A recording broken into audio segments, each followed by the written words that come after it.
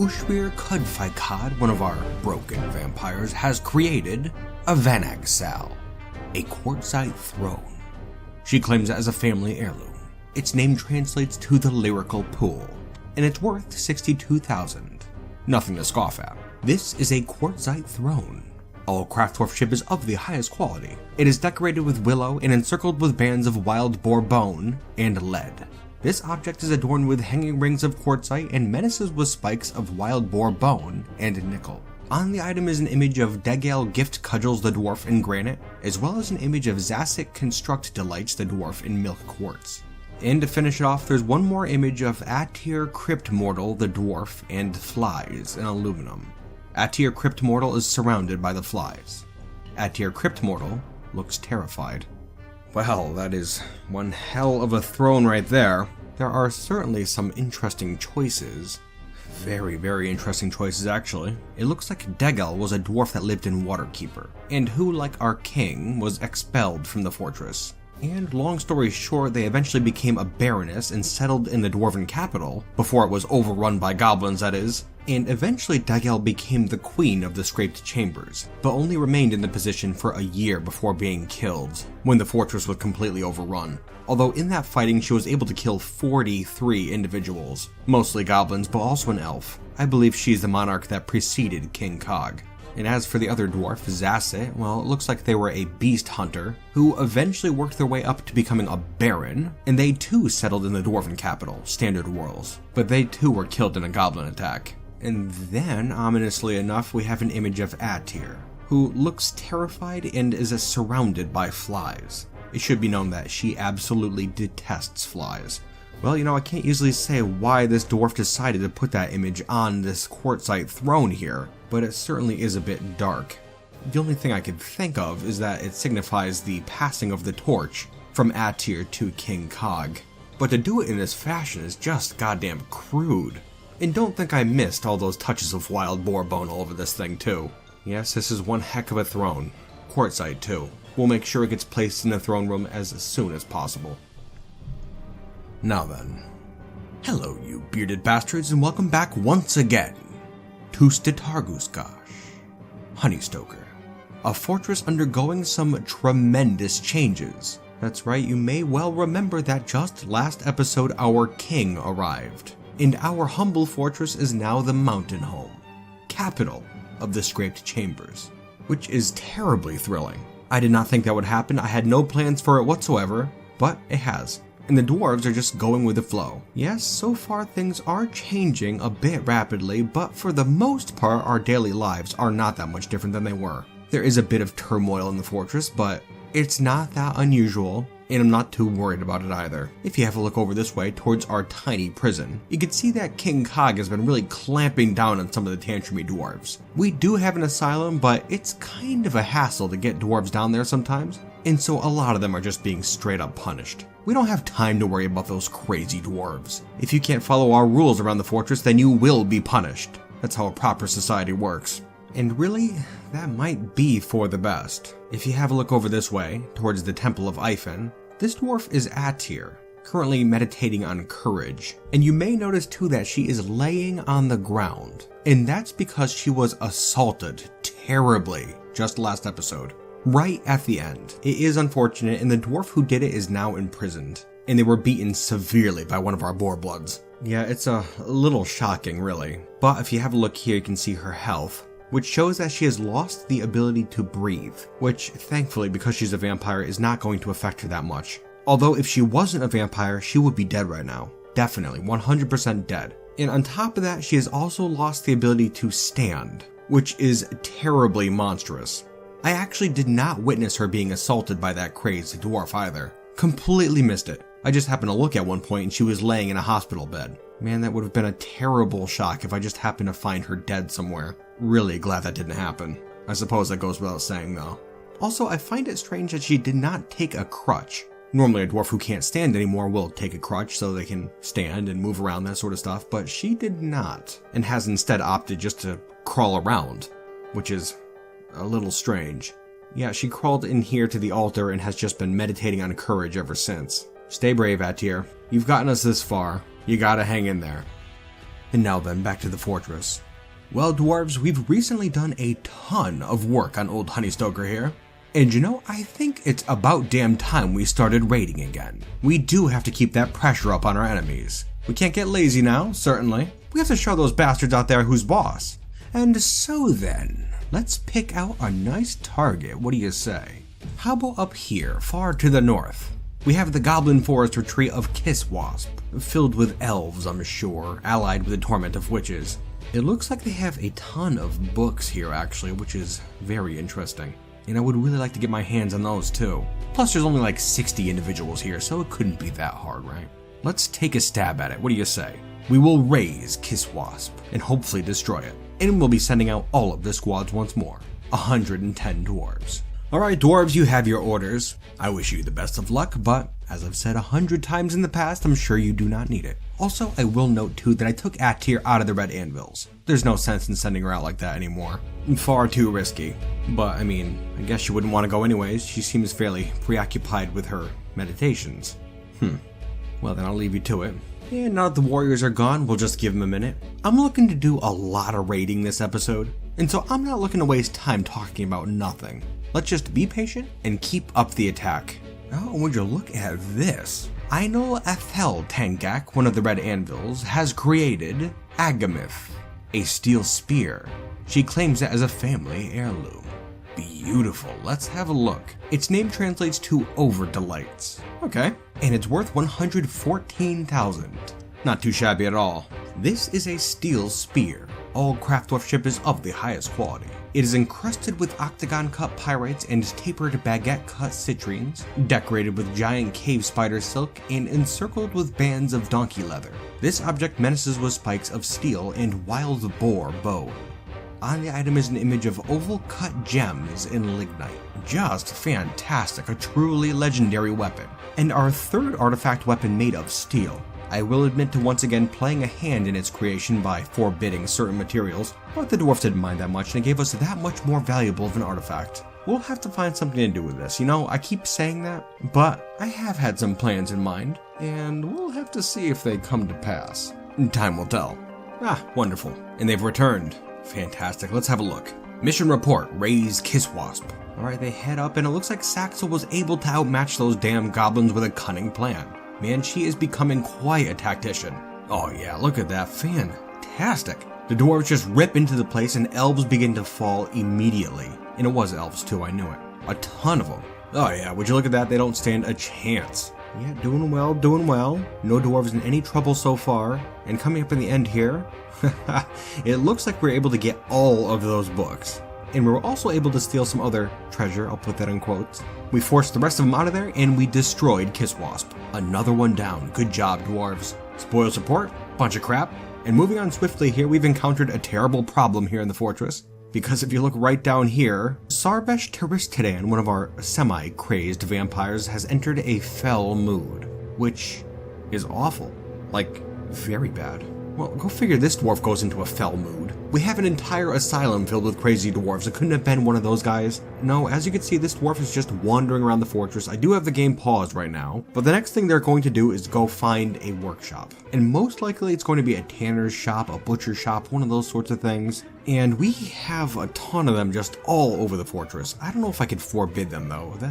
Let's give that a try. Alright, I did do that. Now let's just watch this vampire to see what they do. This could be kind of ugly, potentially. Oh yeah, it doesn't look like they care that I forbid them. They're still gonna go claim one, which is terrible. Okay, let's hold up a second, dwarves. How about if I go in and order these buildings to be deconstructed? That might work. It did not work. Okay. Although this is odd right here. I ordered that workshop to be deconstructed and the dwarf is just sitting at it right now. I imagine if I cancel the building's deconstruction, the dwarf will just continue work like usual. Alright, let's try it. I'm gonna stop removal. And oh, Fell Dwarf is leaving now. I'm not too sure where it's going. She has not yet, however, claimed a workshop, so she's not going to kill a dwarf. I'm going to have to assume she's attempting to claim another tanner's workshop, and I believe the only other one we have is down in the quartzite caverns. The one that we made for Ushrir, the other Fellmood dwarf. Alright, yes, that does seem to be the case. That's exactly where Sarvesh is headed. I'm gonna tell you what, I think I've come up with a little idea here. Just gonna wait for him to come over here. Just like that. Okay, now they're in this little enclosure once more. Just gonna lock the door behind them. And now we'll let her claim this shop, which she did, fantastic. And now we'll head upstairs, just one level right here. And I'm gonna unlock this bedroom right here. The bedroom of Ushrir, our previous Falmu dwarf. Does that seem cruel? That might seem cruel. I was hoping this guy would come back, honestly, but he's not. He's doing terrible. And so what the hell? Just gonna unpause the game here and see what happens. Alright, Sarvesh is wandering around looking for a victim. Oh, and here comes Ushrir climbing on the stalagmite. Dude, come on. You tricky bastard. Okay. The guy thinks he's gonna get out of here, apparently. I don't think so. No, in fact, I put him in a squad just now. And we just happen to have a very special mission for you over here in this compound. Where the hell are you going? Get back over here, dummy. Oh, god damn it, now the fellow dwarf's out. Oh, so stupid. Alright, that's not excellent. Damn it, Ushrir. The guy just made a run for it. He's out of here. Well, so be it. We'll get you back down here eventually, you bastard. Anyways, we're back over here with our Falmu dwarf, and they are wondering about our asylum. And, you know, I think I'm going to try to unlock some of these doors. Like this one up here to the north. Go ahead, go up there. Go up to the north. Come on.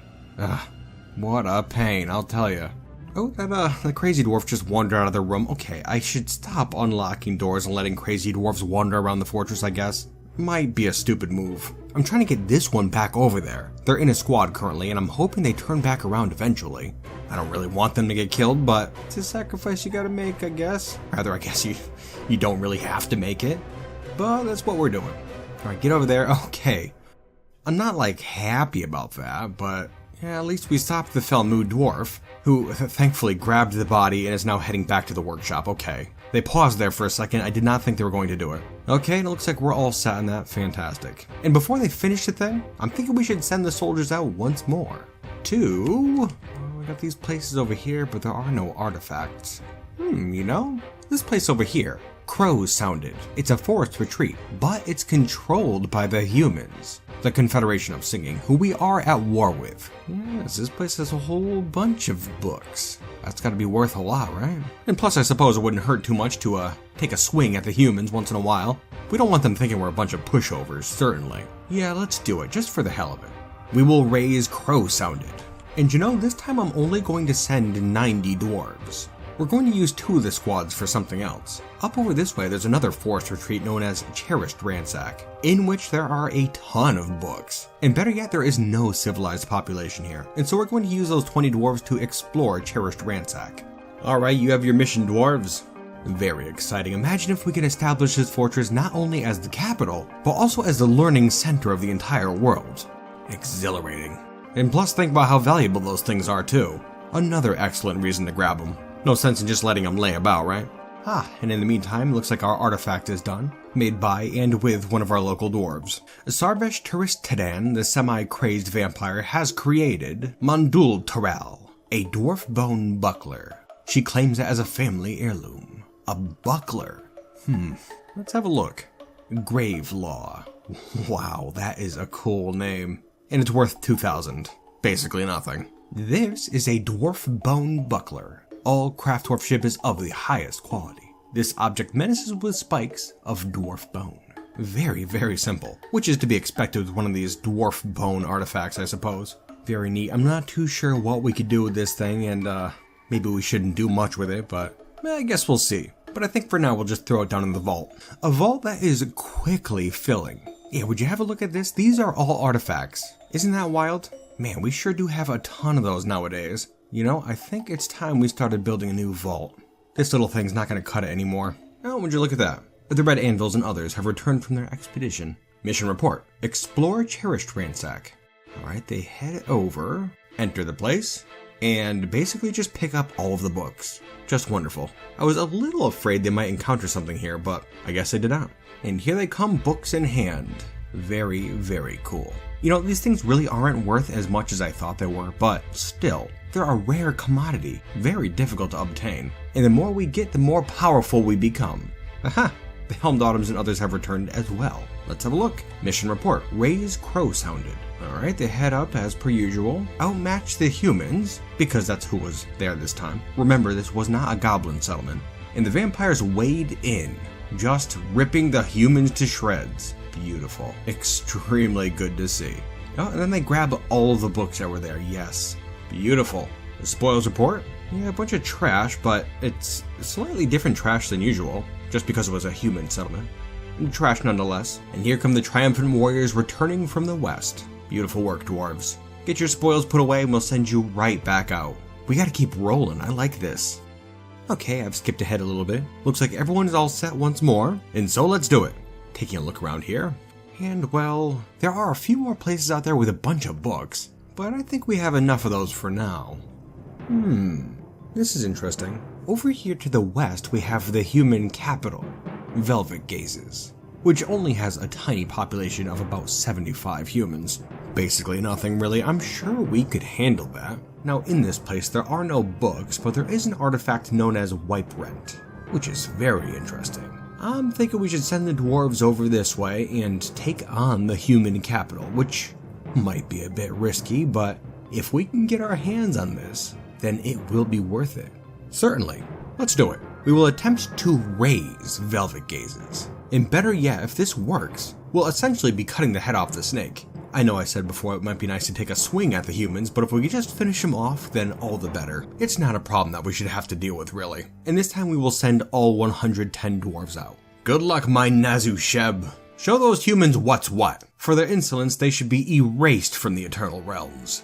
Just excellent. Now then on to fortress matters before they get back, because I'm sure it won't take too long. Having a look over this way at the Temple of Ifin, it would seem that our former expedition leader, Attir, is still praying.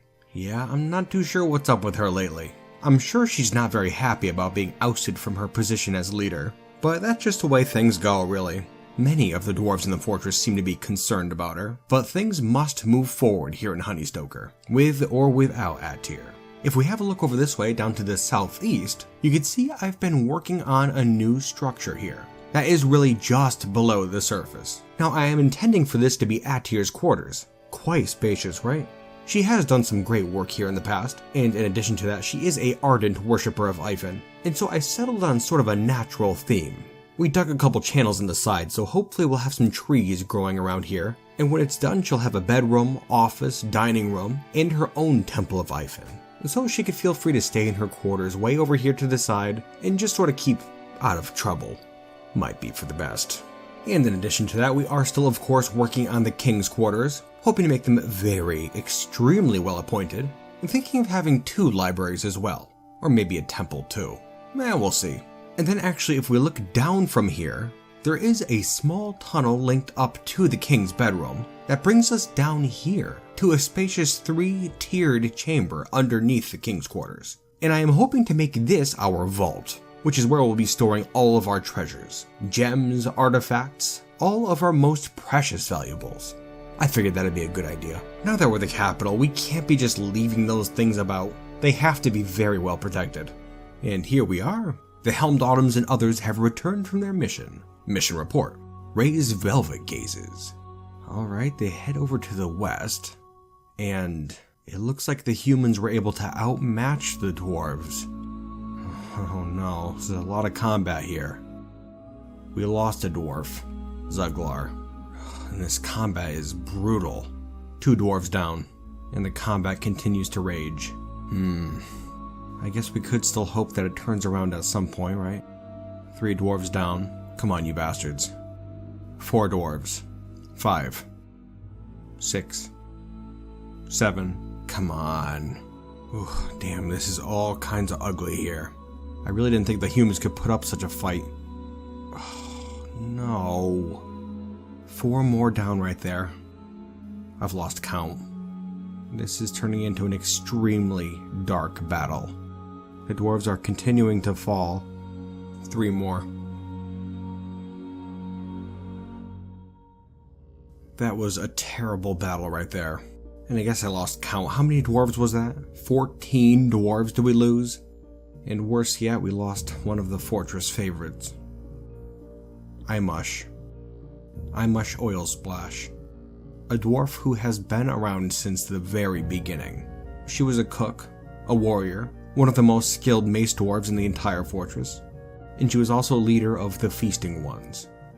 Just makes you sick. Yeah, the dwarves can't be happy about this at all. We'll have to get a copper statue made for her. Dwarves, that raid was an utter failure, the likes of which we have never seen here in the fortress. 14 dwarves died, and we didn't manage to make the slightest scratch on those humans. It's an embarrassment, and it's one that we simply cannot allow. We will get that artifact. One way or the other, it will be ours. And if we can't do it through force, then perhaps a little finesse is in order. It seems that our King Cog is cooking up a little plan. And to that end, for now, we will allow Kruggsmash to settle into the rhythm of day-to-day living, beyond our meticulous concern.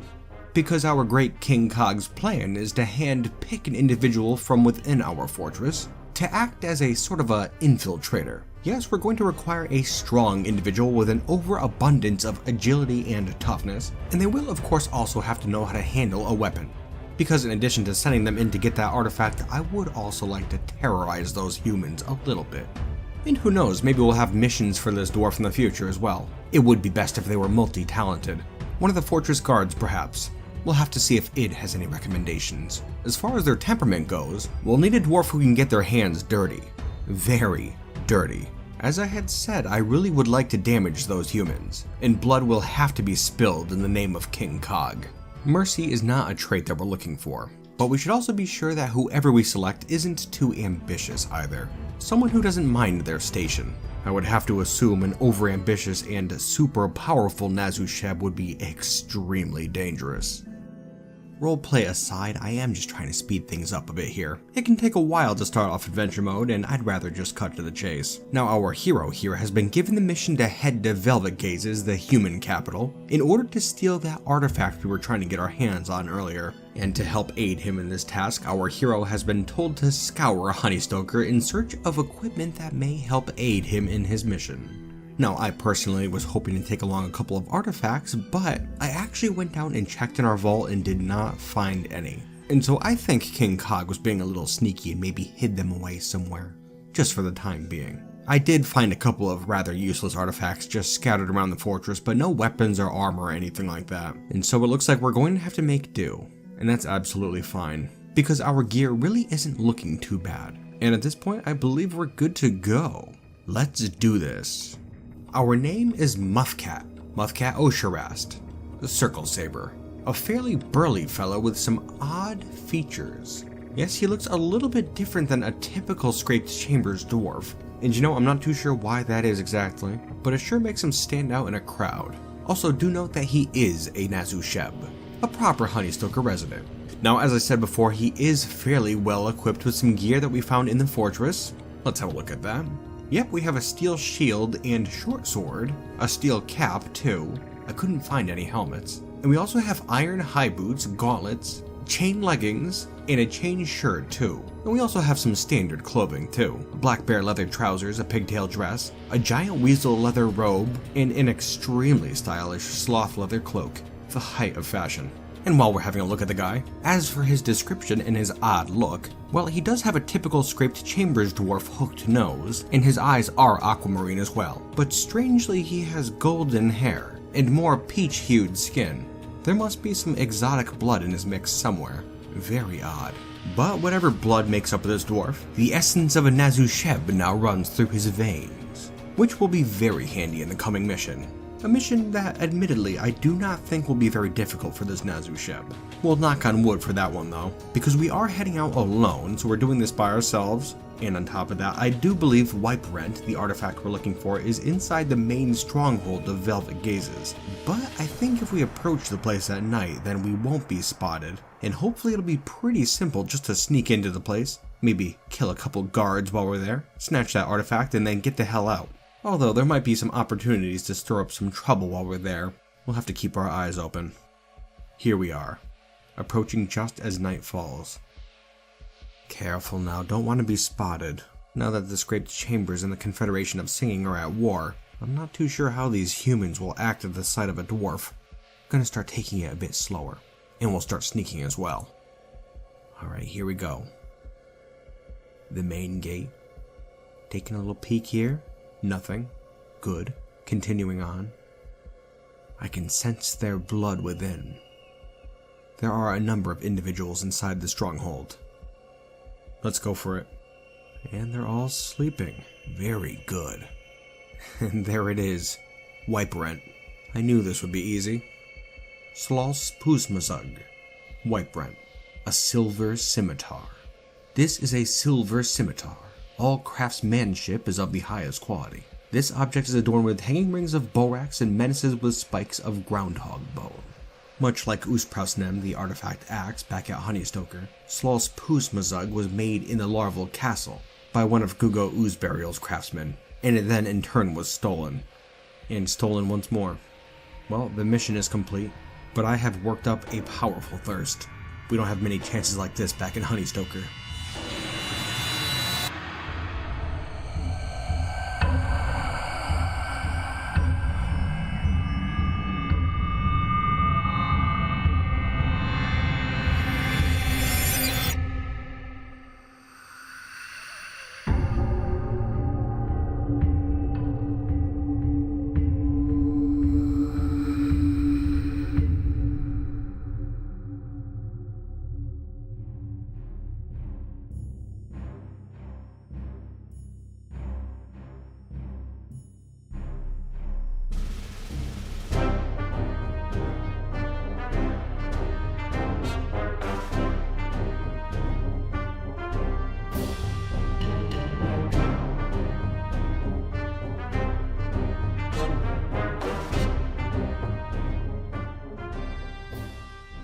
Ah yes, just wonderful. It looks like Muffcat has returned with treasure in hand. And judging by your armor, it looks like you gave those humans a bit of a hard time. Oh yes. In addition to grabbing this artifact, you managed to kill a couple of high-ranking officials in town, and you were also able to slaughter a large number of guards and villagers as well. I would assume that most of them are non-combatants, but this is war. Those humans made the first strike at us, and this is exactly what they get. I knew I could count on you.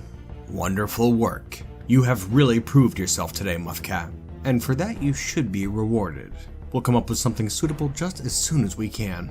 But you know, I suppose we could start things off by giving you a title for your exploits. Muffcat, from this day forward, you will be known as Muffcat Circle Saber, the Flyer of Emptiness. Because as you fly over this land, meting out punishment to those deserving, they would be fools to think you would show mercy on them. Because your empty soul only knows loyalty to your King Cog. Yes, wonderful. Now then, since we're in the throne room, let's have a look. You can see it's come along quite a bit. We now have 2 libraries in there, as well as 2 temples, and somebody's getting that throne in place just as we speak. If you have a look up here, you can see the king's dining room, which is a little bit disheveled, still getting some things in place. And then farther up, the bedroom is completed as well. It's just completely barren, except for some random trash. And then down below, you can see the vault. Almost all the way dug out, then it has to be smooth. But it's getting there and should be done momentarily. Get to it, dwarves, we need somewhere to put our artifacts. Because White Brent here is sure to be the first of many new artifacts here in the fortress. Okay, let's see here, what else do we have going on? Alright. Over this way to the southeast, we have Attir's quarters. All dug out, we have to get some more floors in place, as well as some furniture, of course. But soon they'll be all set, and she will finally have her own place over here away from the hustle and bustle of Honeystoker, which would certainly be for the best. Although, where the hell is she? She's not in the temple anymore, and I can't see her anywhere in the fortress. Where did she go? Where the hell is Attir?